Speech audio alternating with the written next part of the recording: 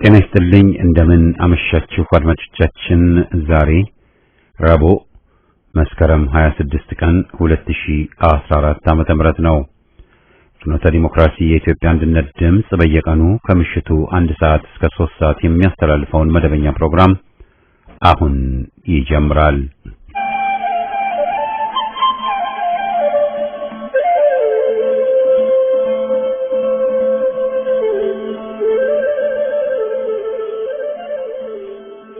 የደምቢ ዶሎ ዩኒቨርሲቲ ተማሪዎች የነበሩትና በአክራሪ የኦሮሞ አሸባሪዎች የታገቱት ተማሪዎች ጉዳይ እስካሁን እልባትን አላገኘም።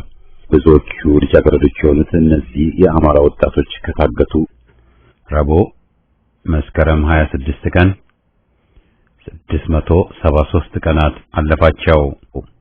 የወጣቶቹ ሰቆቃ ያብቃ እንበል። እስከመቼ?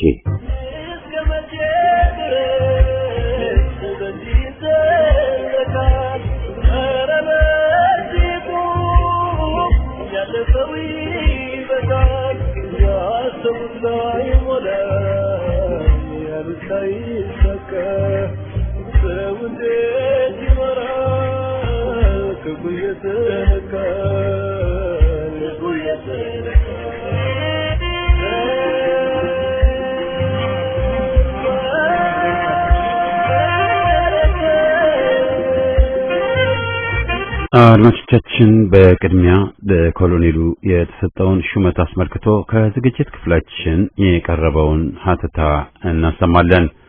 በማስከተልም ከሁለት ዓመታት በፊት ጉልቻ ቢቀያየር ወጥ አያጣፍጥም በሚል ርዕስ በፍኖተ ዴሞክራሲ ተላልፎ የነበረውን ጽሑፍ በመጨረሻም ፉገራ ፖለቲካ በሚል ርዕስ በሐማቱማ በቀረበው ጽሑፍ ክፍል 1 ዝግጅታችንን እናጠቃላለን።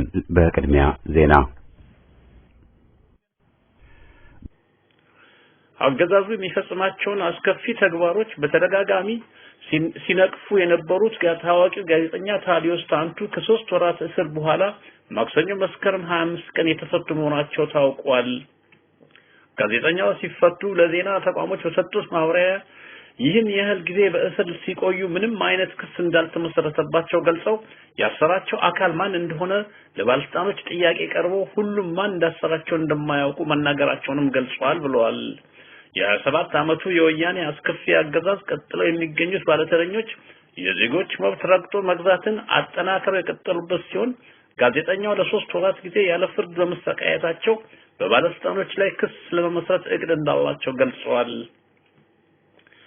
የሰላምና የጸጥታ ሁኔታ በሚል አጀንዳ እስር የተባበሩት መንግስታት ድርጅት የጸጥታው ምክር ቤት ስብሰባ እንደሚያካሄድ ተገለጸ። ስብሰባው እንዲካሄድ የጠየቁት አሜሪካ፣ እንግሊዝ፣ ኖርዌይ፣ ኢስቶኒያ፣ ፈረንሳይና አየርላንድ ናቸው ተብሏል።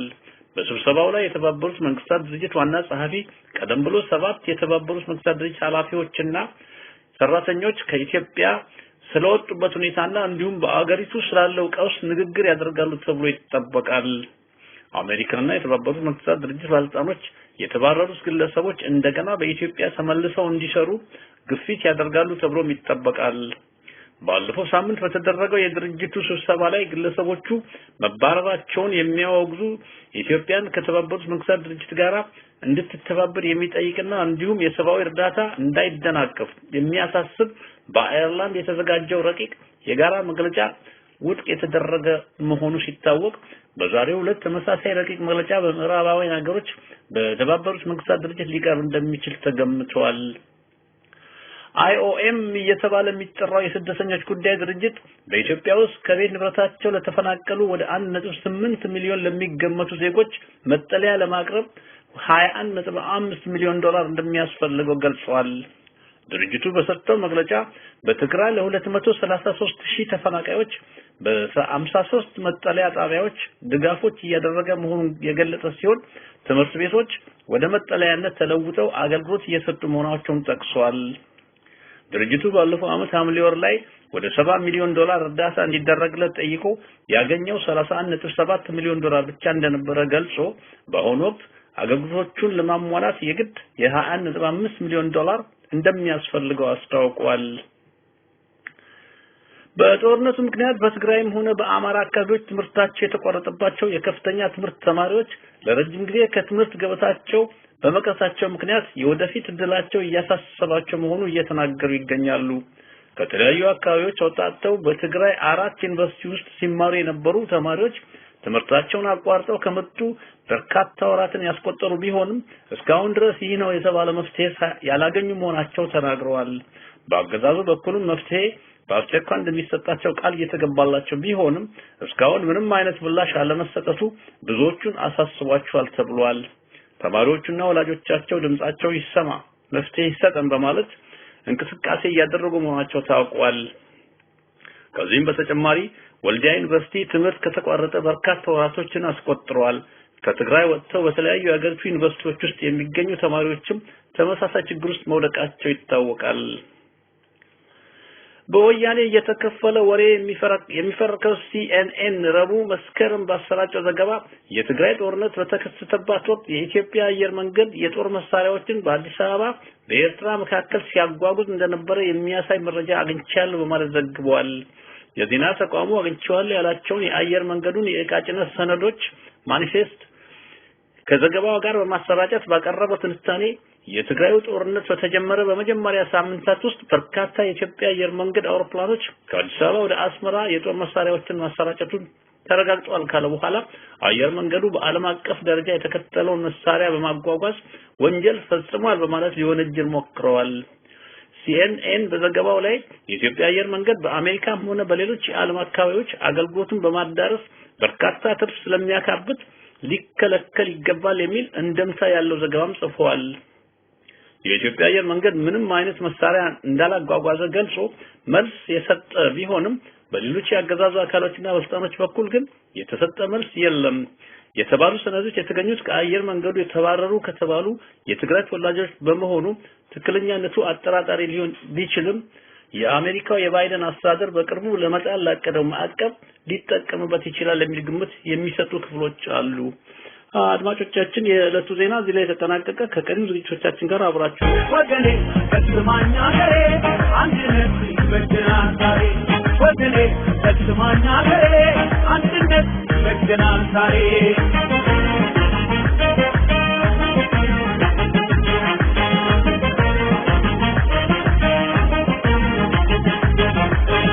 መጀመሪያ ኢትዮጵያዊነቱ መኖር ግን አይቻል ያለ ነፃነቱ ማነው ሰጪ ማነው ከልካይ ሰው እንዳቻው ቢኖር በአገሩ ላይ ማነው ሰጪ ማነው ከልካይ ሰው እንዳቻው ቢኖር በአገሩ ላይ ወገኔ ተስማኛ ገሬ አንድነት ይበጀናል ዛሬ ወገኔ ተስማኛ ገሬ አንድነት ይበጀናል ዛሬ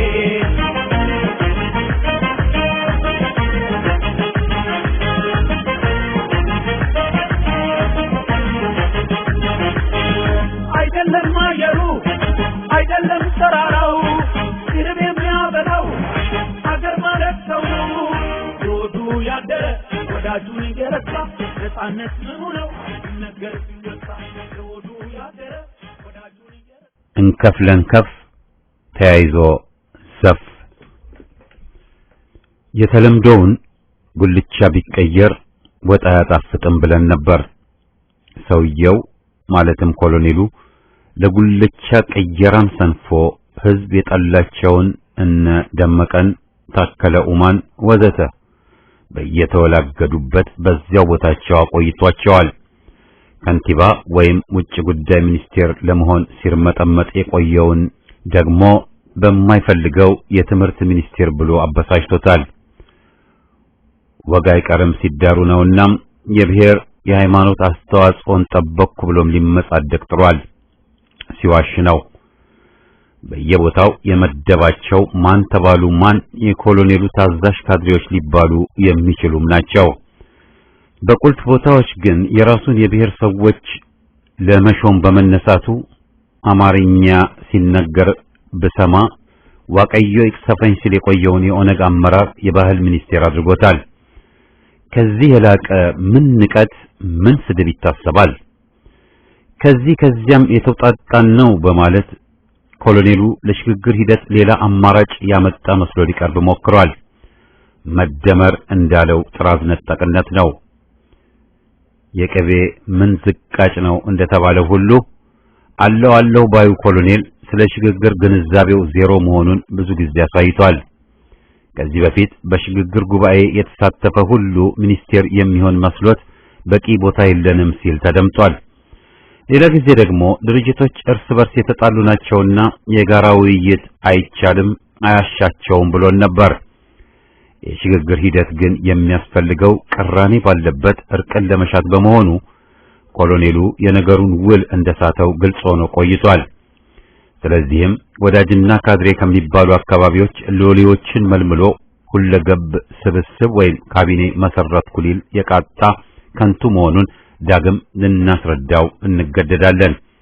የኦነግ የባህል ሚኒስቴር ሌላ ጸረ አማራ ለአወዛጋቢው ትምህርት ሚኒስቴርነት መመደቡ አነጋጋሪ መሆኑ ሲያንስ ነው።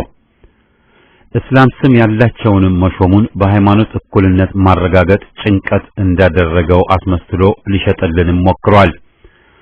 ሙፈሪያት ከማል እስላም ናት ወይስ የዘረኛ ካድሬ?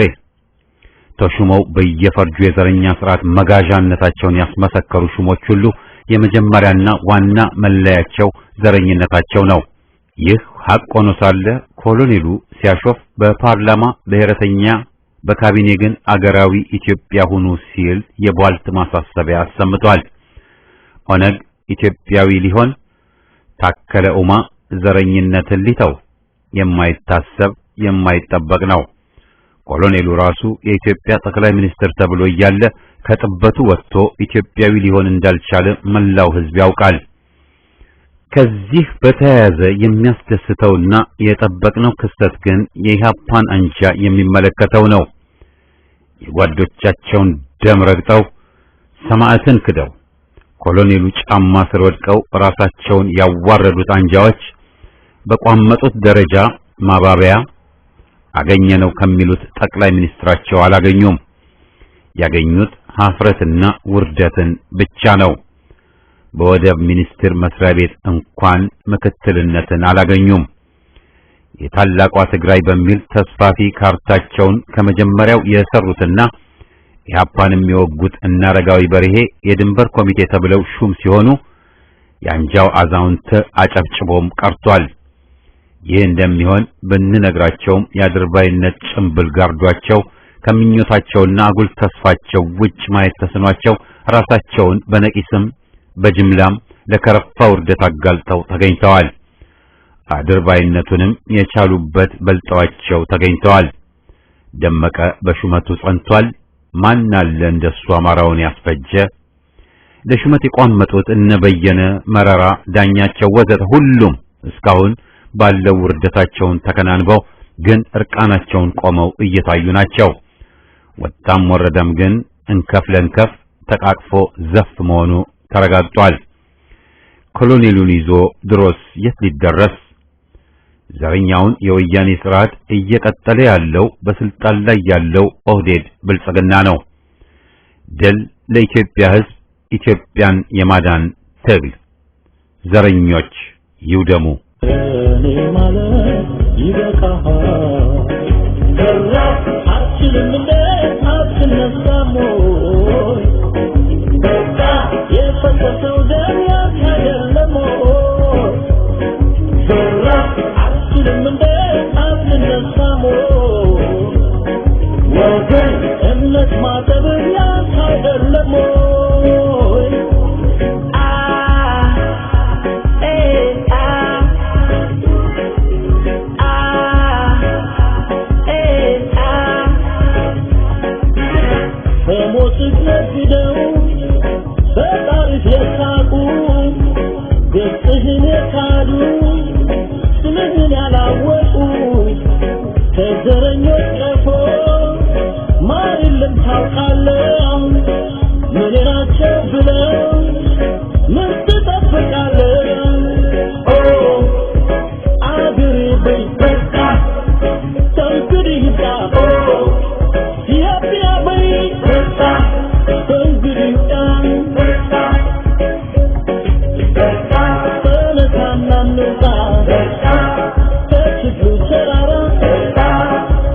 የፈረሱትን ጉድፉን እናጥራ ታሪክነታችን በባንዳ ተደፍሮ ዛሬ ነገ የሚያሰኝ የለውም ቀጠሮ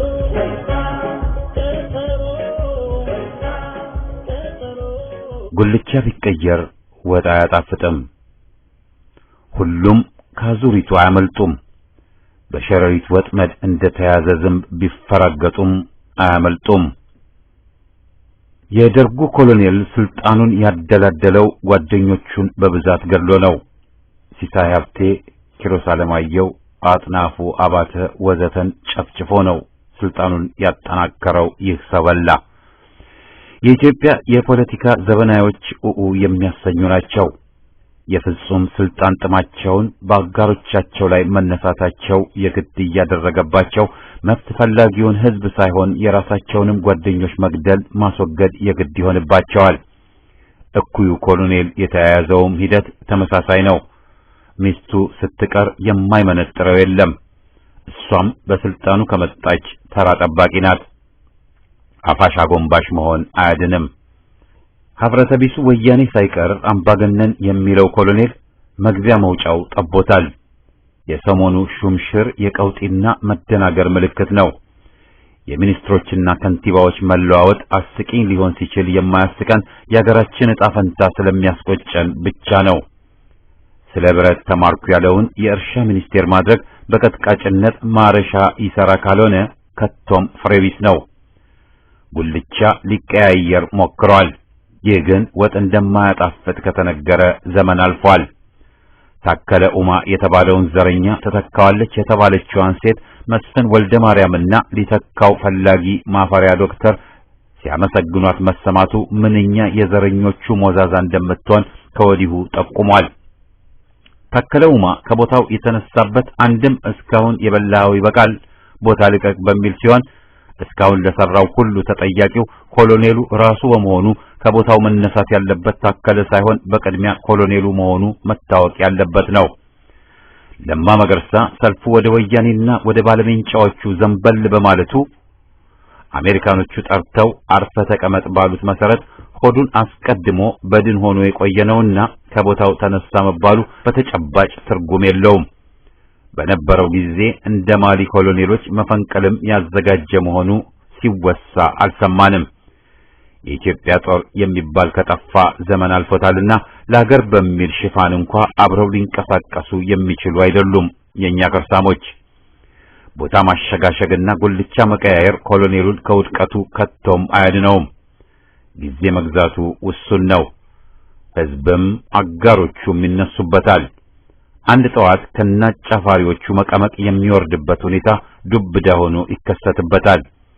ብልጦቹ መጋዣዎች በጊዜ ላጥ ይላሉ። ጅላንፎ ሆዳሞች ግን በሰደዱ የሚቃጠሉ ይሆናል። ኮሎኔሉ ኢትዮጵያን በገሃድ ዘርፈውና አድምተው የነበሩት ላይ ምንም የይፋና ሕጋዊ ክስ አልመሰረተም። እነ በረከት የጨዋታ ቅጣት ተሰጥቷቸዋል። መፈቻቸው ሩቅ አይደለም። እነ ገነት ዘውዴ፣ ስዩም መስፍን፣ አዜብ ጎላ ወዘተ ላይ ምን ክስ ተመሰረተ? መልሱ ምንም ነው። አብረው ሲበሉን ከረሙ። ዛሬው አብረው ያገሳሉ። መሞኘት አያሻም። በኢትዮጵያና በሕዝቧ ላይ የተወሰደውን ጸያፍ እርምጃ ሁሉ የወሰኑት እነ ኮሎኔሉ እንጂ የቻይና ሱፍ ለብሰው የተገሸሩት መሐይም ሚኒስትሮችና ሹሞች አይደሉም። እርማት ከተባለ ኮሎኔሉ ሳይሆን አራሚ እርምቱን ኮሎኔሉ ላይ ማድረግ ያለበት ሕዝብ ነው። ቀላጠቢዎቹ ግንቦቴዎች ሆኑ አንጃዎች ፋይዳ የላቸውም። ቀባሪ ብቻ ነው ያጡት። ጉልቻ ቀየራ፣ ተቃዋሚ ተፎካካሪ ማሰር፣ ፍጅት ማጧጧፍ የወዳቂ አገዛዝ ምልክቶች ናቸው። ኮሎኔሉ የሕዝብ ድጋፍ እንዳጠጠበትና እንደተጨነቀ ይጠቁማል። ለሊባኖሶች አልቃሽ ቱሪስት ገያጅ ከመሆንና ራሱንም እስከ ማዋረድና መሳቂያ እስከ መሆን ሳይቀር አዋርዷል። ኮሎኔሉ ማጣፊያው አጥሮታል። ከወየበም ከዓመት በላይ አለፈ። ብስል ሰው መስሏቸው የነበሩ ሳይቀሩ ከገለባ የቀለለ በስልጣን ጥም ያበደ አፈቅቤ ቄሮ መሆኑን ተረድተው ደምድመዋል። ወደላ እያሉት ያሉትም ሰውነቱ ስላበጠ ብቻ አይደለም። መውጫው አሁንም የሽግግር ሂደት ሆኖ ሳለ ይህን አማራጭ ሊቀበል እንዳይችል ፍጹም ስልጣንን ፈላጊ ነው። እንኳን ከህዝብ ከጓደኞቹም ስልጣን ሊካፈል ፈላጊ አይደለም። ራስ ወዳድ እንጂ አገር ወዳድ አይደለም። ይህም ገደል ይዞት እንደሚገባ ምንም አያጠራጥርም። ለስቃይ የተዳረገው ህዝብ አንድ ጀንበር በቃኝ ማለቱ አይቀርም። የማሊን አገዛዝ ያደባየው የህዝብ ትግል ነው። መፈንቅል ያደረጉት በአቋራጭ የመጡ ናቸው። በነገራችን ላይ በወረርሽኙ ትግል አይቻልም የሚባለው ልቦለድና ማስተኛ መሆኑ በሚገባ ተጋልጧል። በቅድሚያ ሞት ካልቀረ ታግሎ መሞት መመረጥ ያለበት ነው። አምባገነኖች ከቤላሩስ እስከ ማሊ ወዘተ አፈና ቢያካሂዱም ህዝብ ትግሉን አላቆመም። ለወቅቱ አመቼ የሆነን ትግል ስልት ይዞ ትግልን መቀጠል ተገቢ ነው። አድማ በየአይነቱ፣ አገዛዙን መሻጠር፣ ማዕቀብ፣ ጸረ ህዝቦችን ማዋከብ፣ ለአገዛዙ ሳንቲምም አለመስጠት፣ ለተበደለውና ለፍጅት ለተዳረገው ህዝብ ረዳት መሆን፣ ማስታጠቅ፣ አድርባዮችን ማክሰም ወዘተ ብዙ ክፍት የሆነ የትግል መስክ አለ። የሚታገል ካለ በውጭ ሀገር ያሉ ወገኖች ያገዛዙ ጭራና የገደል ማሚቴ መሆንን ትተው ከህዝብ ጎን መቆም ይችላሉ። አማራውንና ክርስቲያኑን የምንታደገው በስሙ ተጠቅመው ጸረ የሆኑትን ቆሻሾች በማስወገድ ነው። በያሉበት በሙስሊሙና ክርስቲያኑ መሃል ዘመን ያስቆጠረውን አንድነት የቄሮ መንጋና የአይሲስ ተከታይ ጽንፈኞች እንዳያጠፉት በመታገል ነው። እኩልነት፣ አንድነት፣ ኢትዮጵያዊነት ሰንደቃችን ይህ ነው። ታሪካዊው አረንጓዴ፣ ቢጫ፣ ቀይ። የዘረኞች ቡትቶ በሁሉ ፈርጅ ይጥፋ። ኢትዮጵያዊነት ያሸንፋል። የዘረኞች ተለጣፊዎች ይወገዱ። ከያፓ ጎን ተሰልፋችሁ ለኢትዮጵያ ታገሉ።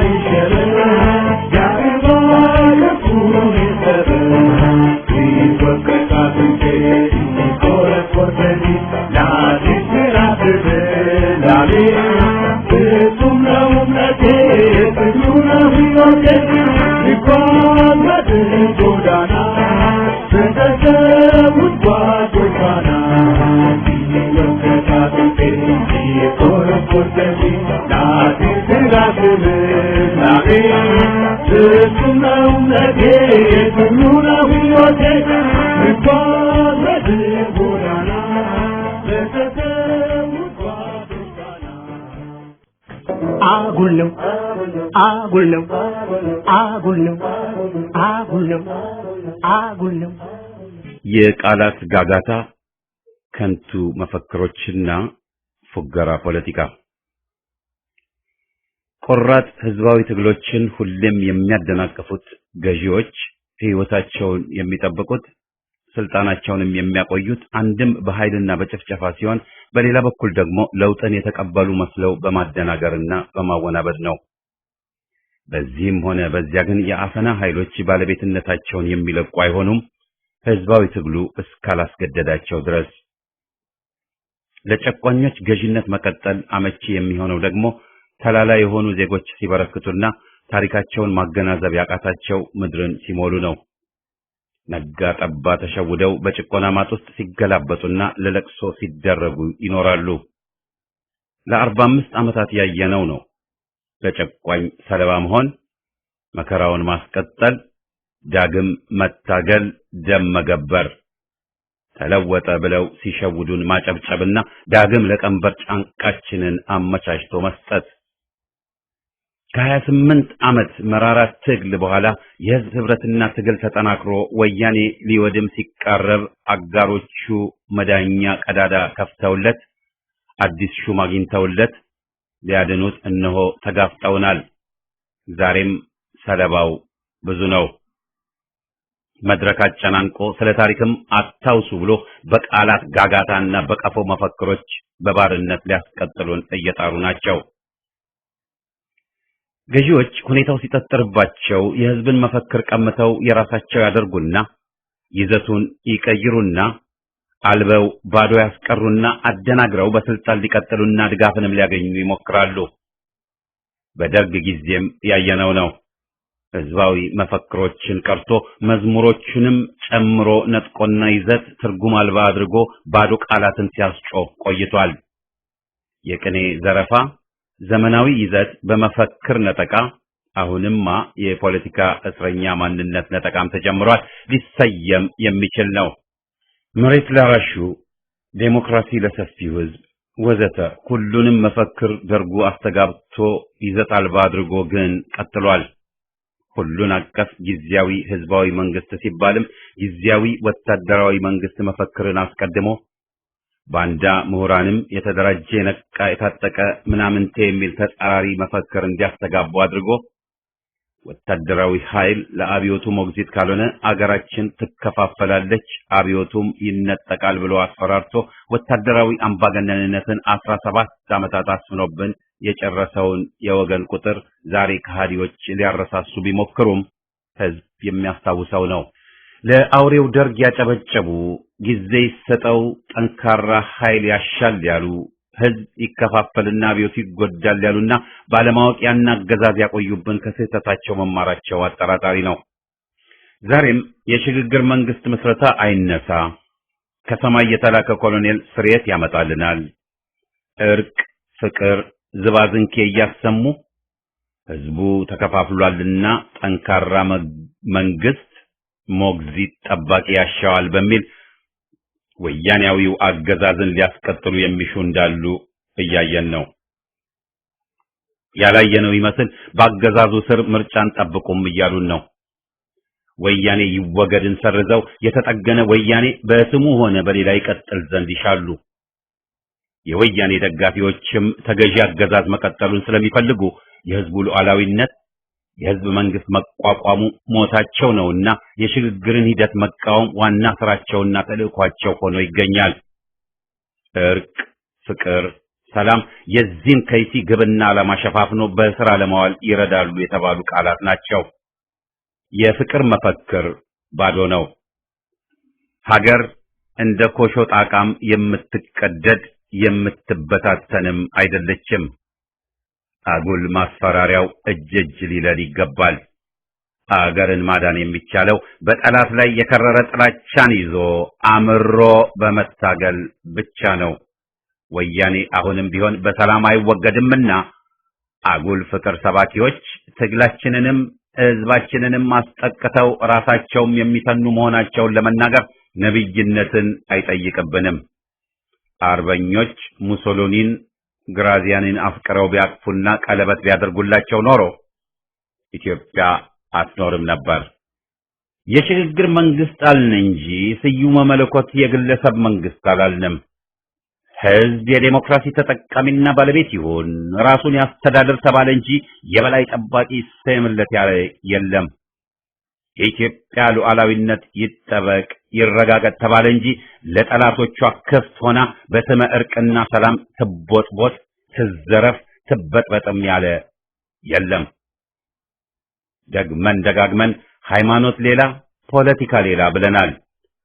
የሀገራችንን ብቻ ሳይሆን የአህጉራችንን ሆነ ዓለም አቀፉን ሁኔታ ያወቅንና እያወቅንም ያለን በመሆናችን ነው። በፖለቲካ ዝርዝር ኪስ አይቀድም ብለንም ብዙ ጊዜ አሳስበናል። ለምንስ አዲሱ ሹም የሽግግር መንግስት ሂደት ሁሉን አገር ወዳድና ዴሞክራሲያዊ ኃይሎች ያቀፈ የሚለውን መከተል መደገፍ ሳይሆን ማንሳት እንኳ ቃተው? ግልጽ እንደሆነው አሜሪካ በአፍሪካ ቀንድ ያላት ፖለቲካ በኢትዮጵያ ዴሞክራሲ መስፈኑን አጥብቆ ይቃወማል። አምባገነናዊ ግን በአፍቅሮ አሜሪካ የነሆለለ መንግስት ነው የምትመኝልን። ልታቆምም እየጣረች ያለችው ይህንኑ ነው። የገዢ ምርጫዋም ይህን የሚከተል ነው።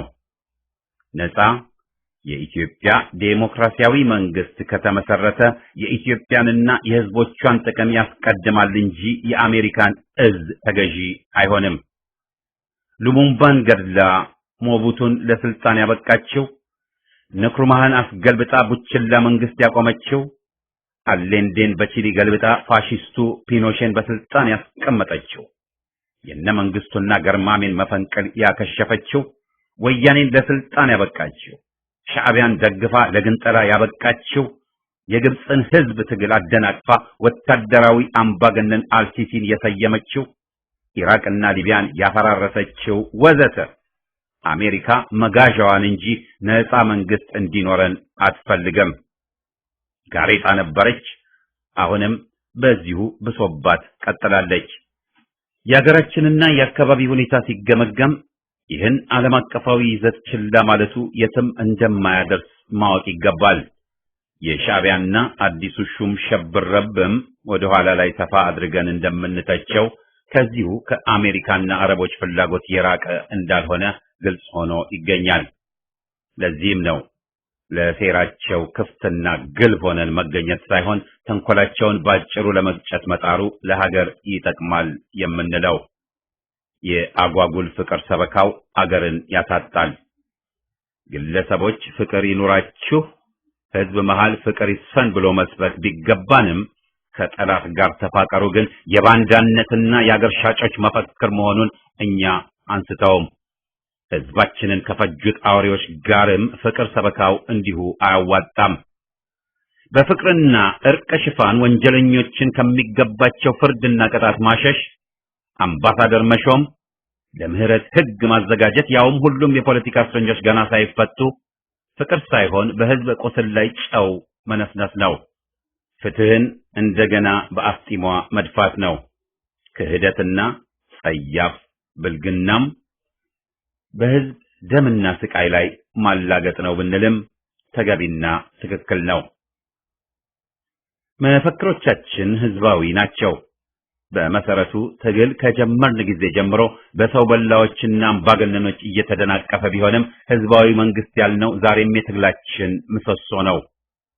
ዋና ጥያቄያችን ህዝባዊ መንግስትና ዴሞክራሲ ምን መሆናቸውን አሁንም መረዳት የተሳናቸው ክፍሎች የግለሰብ አገዛዝን ዴሞክራሲ፣ የተወገዘ ቡድንን ቀጣይና ሸዋጅ አገዛዝ ህዝባዊ ሊሉ ቢቀጡ በዚህ መስክ መሐይምነታቸውን ወይም ጸረ ህዝብ አቋማቸውን ያጋልጣሉ እንጂ ትግላችንን ሊያስቆሙ የሚችሉ አይደሉም። ትግላችን ከግቡ እንዳይደርስ ማደናቀፊያ በወያኔና በአሜሪካ ተጠንቶ ተዘርግቷል። ጋሬጣውን እናነሳለን እንጂ እንደ ህዝብ ተሸውደን ተደናግረን ጭቆናን ሂደቱ ለውጥና ዴሞክራሲ ሳይሆን አምባገነንነት ለመሆኑ መጨረሻው ምንም ጥርጥር የለምና ዳግም ልናቅፍ ዝግጁ ሆነን መገኘት የለብንም። ወያኔ ይወገድ፣ ሁሉን አቀፍ የሽግግር መንግስት ምስረታ አለምንም ወለም ዘለም እውን ይሁን፣ ህዝባዊ መንግስት በብዙሃኑ ፈቃድና ውሳኔ ይመስረት። ይህ ነው ዓመታት ያስቆጠረ የህዝብ ፍላጎት ጥያቄና መፈክር። እርቅም ይቅርታ መጠየቅም ንስሐ ማስቀደም አለበት። በደፈናው ይቅር ለእግዚአብሔር ሊኖር የማይችለው የፈሰሰው ደም ስለማይፈቅድ ነው። በደሉ ያልደረሰበት ይህ ባይገባው ምክንያት አለው። ታግሎ የከፈለው መከራ የለውምና ከወንጀለኞቹ የተጣመረ ነበርና ህሊና ቢስ ባንዳ ነውና ከዚህ በለሰለሰ የሚቀርብ አይደለም። የሰማዕት ደም ፍትህ እያለ ይጮሃልና በዝምታ በግለሰብ የፋራ ሰበካና ሸንካላ ውሳኔ ልናልፈው የምንችል አይደለም።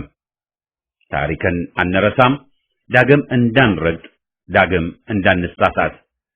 ከዚህ አንጻር ነው ይህ ከሻዕቢያው አምባገነን ጋር እርቅ የሚባለውን ቧልትና በከተሜው ቋንቋ ፉገራ የምንመለከተው።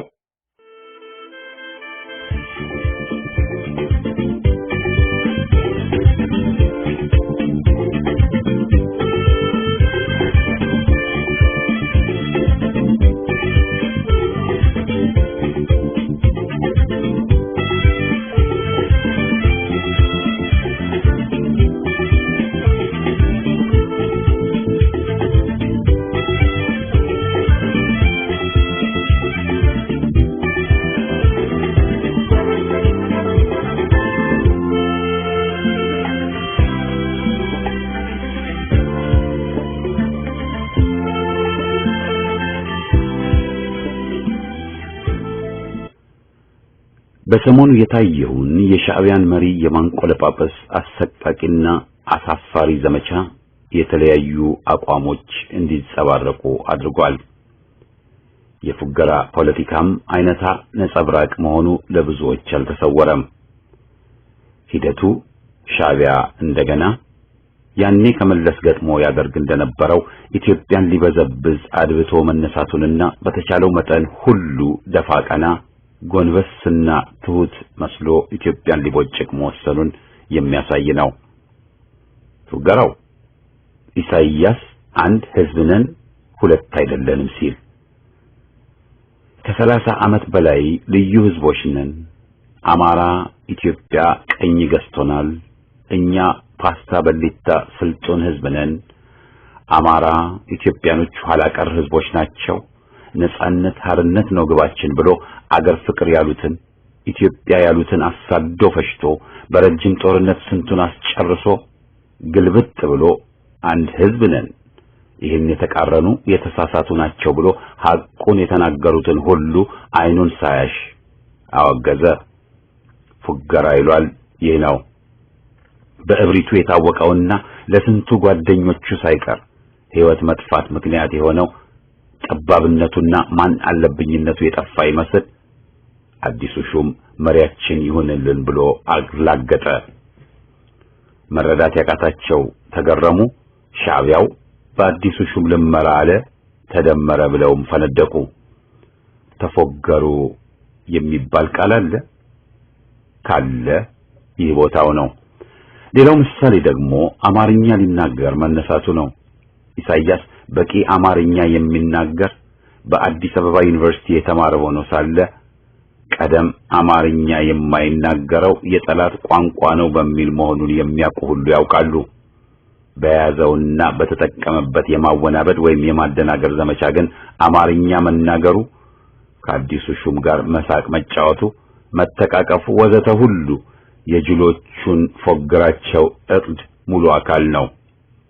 ፍቅር፣ እርቅ በሚል መሰረትና ይዘት ያጣ መፈክር መደርደርን የተያያዙትን ሆነ የሻዕቢያን ባንዲራ ማውለብለቡ ቀና የመሰላቸው ክፍሎች ሁሉ አምባገነኑ በበቂ ተጫውቶባቸዋል ቢባል ማጋነን አይሆንም። መለስም በመጀመሪያው ሰሞን ኢትዮጵያዊና ህዝባዊ መስሎ ስንቱን እንዳደናገረ አንረሳም።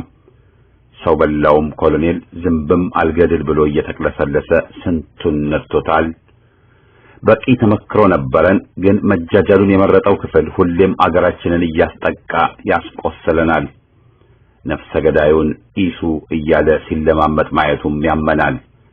የሀገራችን ጥቅምና ክብር አልተጠበቀምና ሰማዕትን ይቅርታ መጠየቅ የምንገደድበትም ሆኗል። ለመሆኑ ኢሳይያስ አፈወርቅ ማን ነው? ከመቼውስ ማንነቱ ተረሳ? ታሪክን ዘንግተው ስህተታቸውን ሊደግሙ የተነሱ ክፍሎች ፍቅር፣ ይቅርታ፣ ገለመሌ እያሉ ለአንድነት የተሰዉትን ብዙ ሺዎችን፣ በሻዕቢያ የተረሸኑ ወጣቶችን፣ መንካ ተብለው የተገደሉ እነ አፈወርቅ፣ ዮሐንስ፣ በጻይ ጎይቶም ወዘተ የኢትዮጵያ ተማሪዎች እንቅስቃሴ አባላትን፣ በሻዕቢያ ታድነው የተገደሉትን የሀገር ፍቅር ማህበር አርበኛ አዛውንት አባላትን ሻዕቢያ ወያኔን መስርቶ ረድቶና አጠናክሮ በኢትዮጵያ ላይ መልቀቁን ረስተው ኢትዮጵያን ሊያወድምና ግንጠላን እውን ለማድረግ በአረቦችና ምዕራባውያን እርዳታ ጎጂ ጦርነት በኢትዮጵያ ላይ መክፈቱን፣ አማራውን ጠላት ብሎ መጨረሱን፣ ሲገነጠልም ኢትዮጵያውያንን ንብረታቸውን ቀምቶ ማፈናቀሉን፣ ጠባቦችን ማጠናከሩን፣ ወያኔን እጅ ይዞ ለቤተ መንግስት ማብቃቱን፣ ኢትዮጵያ 100 ዓመት ያልሞላት ህዝብ በቅኝ ተገዥነት የሚኖርባት አገር ብሎ ሰይሞ ለውድመቷ ሲጥር መክረሙን ረስተው የዚህ ሁሉ ጸረ ኢትዮጵያ ድርጊት አባወራንና የሻዕቢያን መሪ ግለሰብ የጀግና የወዳጅ አቀባበል ያደረጉለት ሁሉ በእናት አገራችን ላይ በደል ፈጽመዋል ቢባል ቢያንስ ነው። ከኢሳይያስ ጎን በጭሎነትና ዝቅተኝነት ስሜት ሲቧርቅ የነበረውም አዲሱ ሹም አሳፍሮናል እንጂ አላኮራንም። ሐቁ ይህ መሆኑን እንተው ብንል እንኳ ይህን የሀገር ጠላት ማስተናገድና አገራችንን ለወንጀሉ ለመክፈት ለማመቻቸት መነሳት ምን ጥቅም ይሰጣል? ማን ነው ተጠቃሚ? ሻዕቢያ ወይስ ኢትዮጵያ ብለን ከከበሮ ምቱ ርቀን ብናጤን መልሱ ግልጽ ነው። በባድሜና በአዲሮብ የወደቁትን ወገኖች መርሳት ብቻ ሳይሆን ደማችን የፈሰሰለትን መሬት በነጻ የሚያገኘው ሻዕቢያ ተጠቅሟል። የ100 ሚሊዮን በላይ ህዝብ ገበያ ለከሰረው ሻዕቢያ ክፍት ሆኖለታል። አዲሱ ሹምና በዙሪያው ያሉት ካሳ ሊጠይቁ ቀርቶ ለጦርነት ሁሉ ከኢትዮጵያ ካሳ ፈላጊውን ሻዕቢያን ሊከፍሉ ተስማምተዋል። በሁሉም ፈርጅና መስክ ዋናው ተጠቃሚ ሻዕቢያ ነው። በኤርትራ የጦር ሰፈሮችን ሊከፍት ላቀደው አሜሪካ የተደረገው ስምምነት ያዋጣዋል። አሰብን የምትቆጣጠረውና ወደቡን አስፍታ ኢትዮጵያን አስከፍላ ንግዳችንን ልትቆጣጠር ለተዘጋጀችው ለአረብ ኤሚሬትስ ደግሞ ያስረሽ ምቹው ጊዜ መጥቶላታል። እስራኤል የቀይ ባህር በአረቦች ቁጥጥር ስር አይዋል ባይናትና ሻዕቢያ እንደ መንግስት ተደላድሎ መቀጠሉን ደጋፊ ናትና ከስምምነቱ ተጠቃሚ ናት። የሻዕቢያ ተጻራሪዎች በአብዛኛው እስላሞች በመሆናቸው ለድል አለመብቃታቸው ለእስራኤል ይበጃታል። ለዚህ ሁሉ ኢትዮጵያ ጠላቷን አጨብጨባ ከማስተናገዷ ውጭ ምን ጥቅም ታገኛለች? አሰብ ይሉናል አንዳንዶቹ። ኢትዮጵያ አሰብን በመተዋ ሻዕቢያ ተጎድቶ ሲማቀቅ ነበር። ለአረብ ኤሚሬትስም በ500 ሚሊዮን ዶላር በዓመት ሂሳብ ሽጦ እንዳለ የምናውቀው ነው። የአሰብ አስተዳዳሪ ኤሚሬትስ እንጂ ሻዕቢያ አይደለም። የዱባይ የወደብ ባለስልጣን ደግሞ በዝባዥ ሆኖ በጅቡቲ የፈጠረውን ችግርና ቀውስ እናውቃለን። በአሰብ መጠቀም የሚል ምርጫ ከተወሰደ ክፍያው የሚበጅ ካለመሆኑ ባሻገር ንግዳችን፣ ሸቀጣችን፣ ገቢ ወጫችን በአረብ ሀገር ቁጥጥር ስር ይገባል ማለት ነው። ወንድም ህዝብ ነው ብንልም የሀገራችን ወጣቶች ስራ አጥ ሆነው በሚሰቃዩበት የኤርትራ ስራ አጦች ኢትዮጵያን እንዲያጥለቀልቁ አንሻም። ሻዕቢያ ባለገንዘብ ነውና በሁሉም መስክ ገንዘቡን ተጠቅሞ በዝባዥ ሊሆንብን እንደሚችልም ሳይታለም የተፈታ ጉዳይ ነው። ገዢዎቻችን እና አዲሱ ሹም ወያኔዎችና ሻዕቢያ እንደሚሆኑም ግልጽ ነው። ቀጣይ ምጸትና መከራ በኤርትራና ኢትዮጵያ መሃል ድንበር የለም ብሎ ለድንበር መለየት ለዓመታት ደም ያፈሰሰው ጮሌና ወንጀለኛ ሲፎግረን ይህን ቅጥፈት እንደ ሾርባ ላፍ ያደረጉ መኖራቸው መቼም አሳፋሪ ነው። የሻዕቢያ ትኩረት በኢትዮጵያ መረብና ድሩን መመስረት፣ ማስፋፋት፣ ማጠናከር በመሆኑ የድንበሩ ጉዳይ ዘግየት ብሎ ቢነሳም ብዙ የሚጨንቀው አይደለም። ዋናው እንደ ቀድሞው መተከል ነው። ዋናው በሁሉም መስክ የዝርፊያና ብዝበዛ መዋቅሩን ማስፋፋት ነው። በሐሰት ብር የጎጃም ጤፍ የሀገራችንን ዛፍ መጓጓዙን አልረሳንም። ዝርፊያው ተጠናክሮ የሚካሄድ መሆኑን ደግሞ መገመት የሚያቅተን አይደለም። አዲሱ ሹም የነገሮች አመቻች እንጂ የሀገራችንን ጥቅም አስጠብቆ የሚገኝ አለመሆኑ ከወዲሁ የሚታይ በመሆኑ መጨረሻው ያው የወያኔና ሻዕቢያ ጥምረት አገዛዝ ይሆናል ብንል ሊፈረድብን አይችልም። ለሻዕቢያ ዘር ከልጓም ይጠቅሳል ነውና ውሎ አድሮ ከወያኔዎች ተቀንሰውም ቢሆን ማበሩን ቅድሚያ መስጠቱ ሊጠበቅ የሚገባው ነው። ሻዕቢያ የስንቱ ደም ያፈሰሰለት የኤርትራ ብሔረተኝነትና ግንጠላ ከመቅጽበት የሚጠፋ የሚተና አይደለም። አሜሪካና አረቦች ያመጡት ዛሬ የምናየው ሰርግና ምላሽ ምንም ቢሆን ምን ለኢትዮጵያ የሚበጅና የሚጠቅም አይደለም። ይህን አስረግተን በማቅረባችን ማድረጉ ደግሞ የኢትዮጵያዊነት ግዳጃችን ነውና አገር ለጥፋት ስትዳረግ በዝምታ ማለፍ የለመደብን አይደለምና አንዳንዶች የሕዝብ እርቅና ስምረትን ትቃወማላችሁ እንደሚሉን እናውቃለን። ግን ስህተቱ የራሳቸው ነው። ሻዕቢያ ባደረሰብን ይህ ነው የማይባል ጉዳት ቂም ብንይዝ ይገባናል እንጂ የምንወቀስበት እንዳይደለ ታሪክ ይመሰክራል። ይኸው የሐቅ ታሪክ ደግሞ የኤርትራ ትግል በሰላማዊና ዴሞክራሲያዊ መንገድ ይፈታ ብለን መታገላችንን ይመዘግባል። ታሪክን የሚበርዙና በሐሰት ቅኝት የሚያቀርቡ መሰሪዎች ለሻዕቢያ የመገንጠልን ትምህርት የሰጠ ብለው ቢቀጥፉም የኤርትራ ችግር የተፈጠረው በዘመነ ኃይለ ሥላሴ ሆኖ ግንጠላው ደግሞ የተጠናቀቀው በወያኔ በመለስ ጊዜ ነው። ቢሆንም ሻዕቢያ ከወያኔም ከባዕዳንም ጋር ተቀናጅቶ ኢህአፓን የአማራ ትምክህተኛ ብሎ አውግዞ ለዓመታት እንደታገለውና እንዳጠቃው ታሪክ ይመሰክራል። የአዲሱ ሹም ፍቅርና እርቆች የሚመለከቱን ባይሆኑ መጠበቅ ያለበት ነው። አዲሱ ሹም ለሻዕቢያ ጎንበስ ሲል የአለቃው የመለስ አለቆች ስለነበሩ አይፈረድበትም። በስግደቱ ግን ኢትዮጵያና ህዝቧ እንዲሳተፉ ግብዣውን መቼም የማንቀበለው መሆኑ ግልጽ ነው። በአስመራና በአዲስ አበባ የታየውን የባዕዳን ሳይቀር ተሸርቦ የቀረበ ትዕይንት ወይም ፉገራ እንጂ የእርቅ ሂደት አይደለም። እርቅማ በቅድሚያ ስህተት ማመንን፣ ንስሐ መሻትን፣ ይቅርታ መጠየቅን የግድ ይላል። ሻዕቢያ ተበደልኩ ባይ ነው። አሁንም ያደረሰውን በደል ሊያምን ቅንጣትም አይፈልግም። አዲሱ ሹምም የሚጠይቃቸው አይደለም። ህዝቦች በሰላም በጉርብትና መኖራቸው ጥሩ ነው ቢባልም የሻዕቢያ እቅዱ ጥላቻውን በልቡ ቋጥሮ ጠላት የሚላትን አገር ይበልጡኑ ማድማትና ማሽመድመድ ነው። ተቃዋሚዎቹ ከኢትዮጵያ ሲባረሩ ይጠቀማል። ሰላም ተመሰረተ በሚልም ባዕዳኑ በተዘጋጁት መሰረት ሊያናፉለት ያወገዙት ሁሉ እንታይ ጉዱ ማለታቸው አይቀርም። ከተወረወረበት የፖለቲካ ምድረ በዳ ይወጣል። ሻዕቢያ ይጠቀማል፣ በላያችን ላይ ይጠነክራል። አዲሱ ሹምና ጓደኞቹ የአሜሪካና የአረብን እዝ ተቀብለው አገራችንን ለከፋ አደጋ አጋልጠዋል። ከመቼውም ጊዜ በከረረ ሁኔታ የህዝብ ክፍፍልና ግጭት ሰፍኗል። ይህንንና ሌሎች ችግሮችን ሳይፈታ አዲሱ ሹም ሮጦ ከሻዕቢያ ያደረገው ስምምነት አላስፈላጊም፣ ጊዜውን ያልጠበቀና ህዝብን ያላማከረ ነው። ለባድመ የተሰዋው ህዝባችን ማንም ከቁም ነገር ቆጥሮ ጠላትህን ልንጋብዝና ልንሰግድለት ነውና ምን ትላለህ የሚለው አልተገኘም። የሽግግር ሳይሆን የሽርሽር አገዛዝ ሊሆን የተነሳው ይህ የአዲሱ ሹም ቡድን ህዝብን የአገሩ ባለቤትን ማማከርን እርም ብሎ ይገኛል።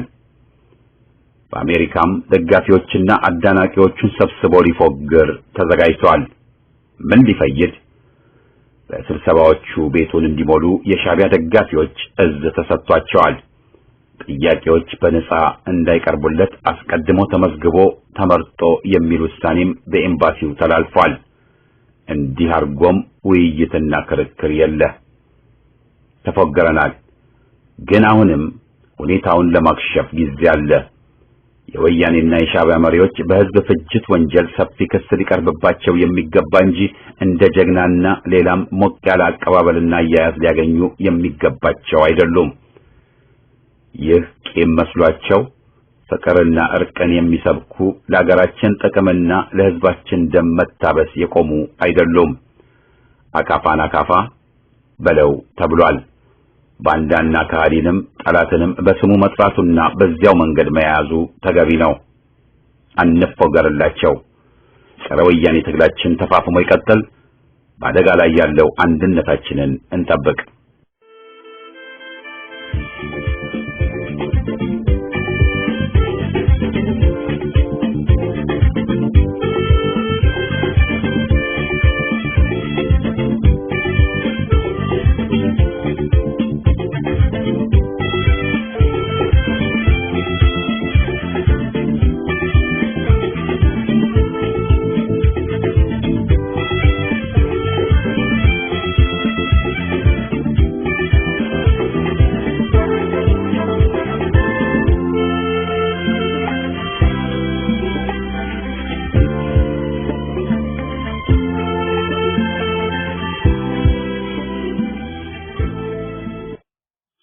መድበስበስና መዘንጋት የሌለባቸው ሐቆች። ገዢዎች ወይም በላያችን ሊሰየሙ የቋመጡ ኃይሎች የሰማይና የመሬት የዴሞክራሲና የመብት የብልጽግና ሙሉ ባለቤት ትሆናላችሁ በሚል ቃል መግባት፣ በተስፋ መደለል፣ ማዘናጋትና ስልጣናቸውን ማደላደል ልምዳቸውና ከነሱም ሁሌም መጠበቅ ያለበት ነው።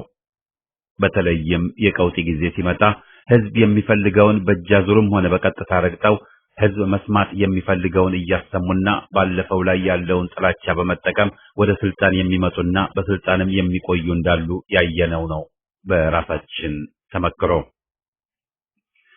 ዛሬ ከወዲሁ የታሪክ ቅልበሳ ተጀምሮ በህዝብ ደም የመጣውን ውጤት የወያኔ መዋከብና መዳከም ለግለሰብ ሊሰጥ ሲሞከር እያየን ነው። ታሪክም ተረስቶ የሀገራችን ጠላት የክብር አቀባበል ተደርጎለት ሊይዛት ሊጫወትባት ሞክሮ በህዝብ ትግል የከሸፈበትን በእርቅና ፍቅር ስም ተለግሶ አገራችንን ሊያጠፋ ሁለተኛ ዕድል አግኝቷል። ማን ታግሎ ደምቶ ወያኔን አዳከመ? ሰፊው የኢትዮጵያ ሕዝብ። ማን መከራና ስቃይን ተቀበለ? ጭቁኑ የኢትዮጵያ ሕዝብ። ማን የወያኔ አካል ሆኖ 28 ዓመት በወያኔ ወንጀል ተካፋይ በመሆን ሕዝብን ተባብሮ አቆሰለ? አዲሱ ሹምና ጓደኞቹ። በግለሰቡ ላይ ጥርጣሬና የእምነት ማጣት ቢከሰት የሚጠበቅና አግባብ ያለውም ነው። የ28 ዓመት የወያኔ ዘረኛና የግፍ አገዛዝ አካል ሆኖ ለሰራ ሰው ከመቅጽበት አመኔታን ድጋፍን መስጠት ከስህተትም በላይ አገርን የሚጎዳ ጥፋት ነው። ዘረኞቹ ማን ቢወልድ ማ በሚለው መርሃቸው እና ፖለቲካቸው መሰረት ኢትዮጵያና ሕዝቧ ላይ ያደረሱትን ከፍተኛ ጉዳት ዜጎች ያውቃሉ። ዛሬ የሕዝብን መሰረታዊ ፍላጎቶች በውብ ቃላት ወደ ጎን ወርውረው የጭቆናውን ጊዜ በአዲስ መልክ ሊቀጥሉብን፣ ሊሰየሙብን፣ አምባገነን ሊሆኑብን ራሳቸውን አጭተውና በትንግርትም አጅበው ሲመጡ ማን ቢወልድ ማ ብንላቸው ተገቢ ነው። ማናቸው ለመሆኑ ድንገት አዳኝ፣ ስርየት አምጪ፣ የሕዝብ አለኝታ ሆነው ራሳቸውን ያቀረቡ? ማናቸው ስንት ደም የፈሰሰበትን መሬት ለጠላቶች የሚሰጡ? ማናቸው ለባዕድ አድረውና ለስልጣናቸው ቆመው የሕዝብን የሽግግር መንግስት ፍላጎት ተጻረው የተገኙ? ማናቸው አሁንም ንጹህ ሕዝብን በማጎሪያ ቆይተውና አንፈታም ብለው ያሉ? ማናቸው አሁንም በጭቁኑ ሕዝብ ላይ ዘረኛ መርዛቸውን መርጨት የቀጠሉ?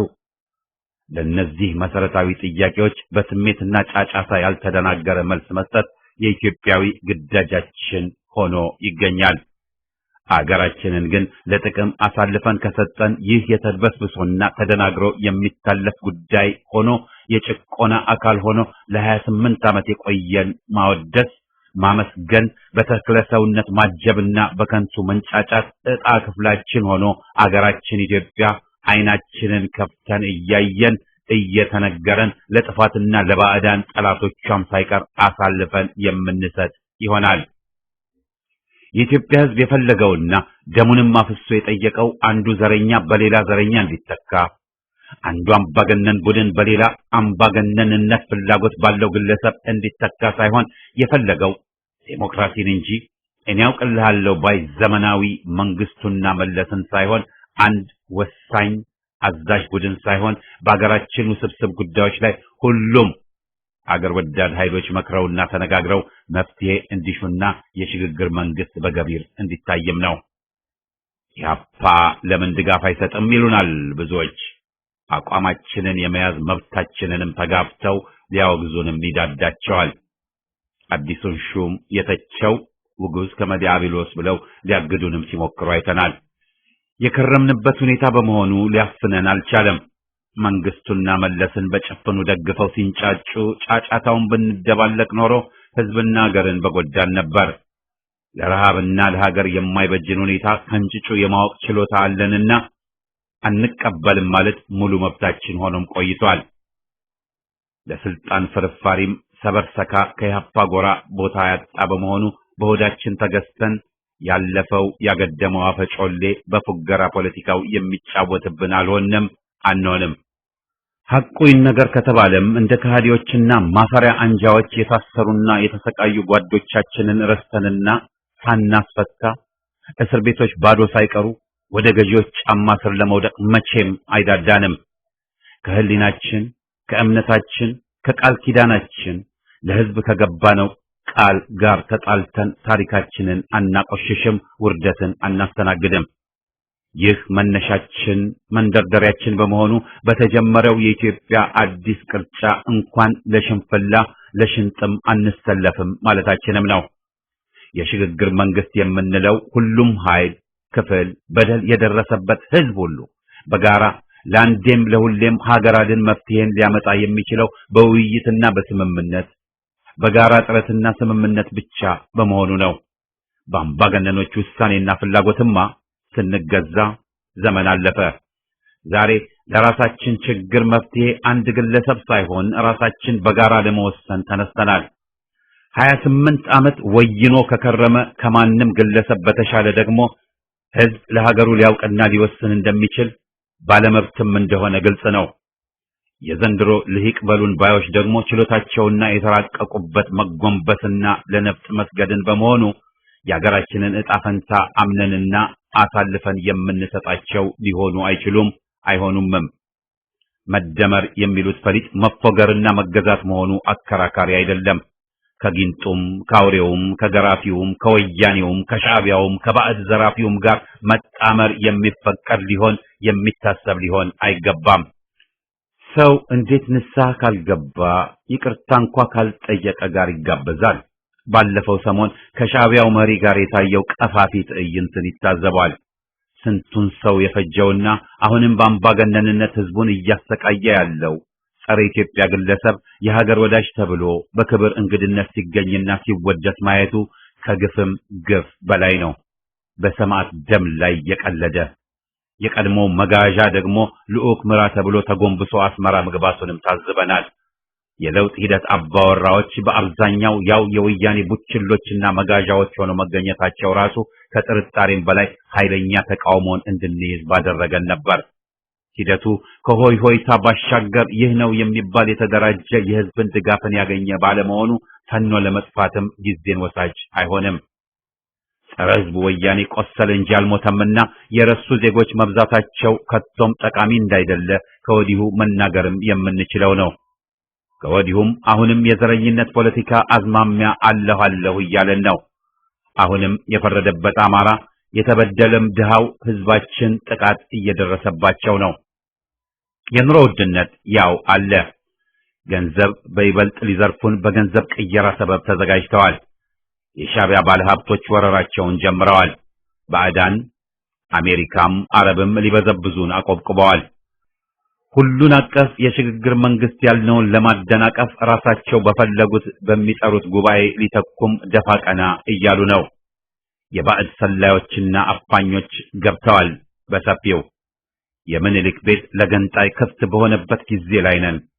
መዘናጋት ሳይሆን መንቃት፣ መደራጀትና ትግልን ማፋፋም ምርጫችን፣ ግዴታችን ሊሆንም ይገባል። የአዲሱን ሹም ማንነትና ሚና ለማወቅ ደጋፊዎቹ እነማን እንደሆኑ መረዳት በቂ ነው። ጓደኛህን ንገረኝና ማንነትህን እነግርሃለሁ ይባል የለ። የአዲሱ ሹም ደጋፊዎች በሁለት መንገድ በመንቀሳቀስ ወያኔን ሊታገዱ የተነሱ የትግራይ ተወላጆችና ወያኔዎች ናቸው።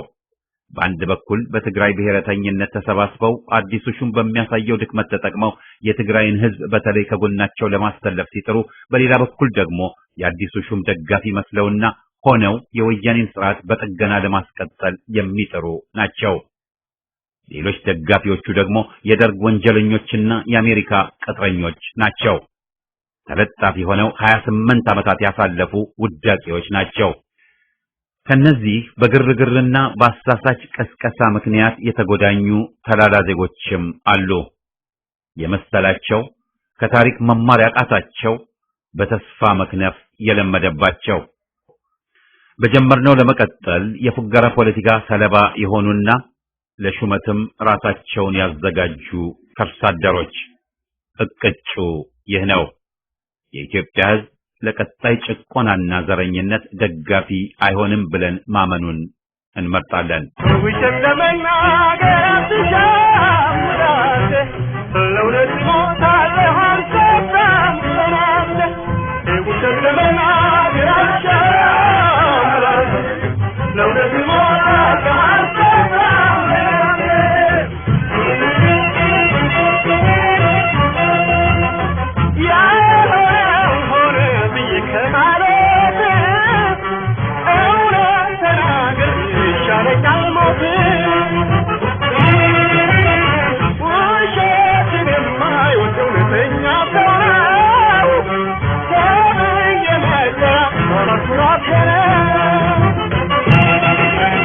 ውሸት ለመናገር አትሻምራለህ፣ ለእውነት ሞታ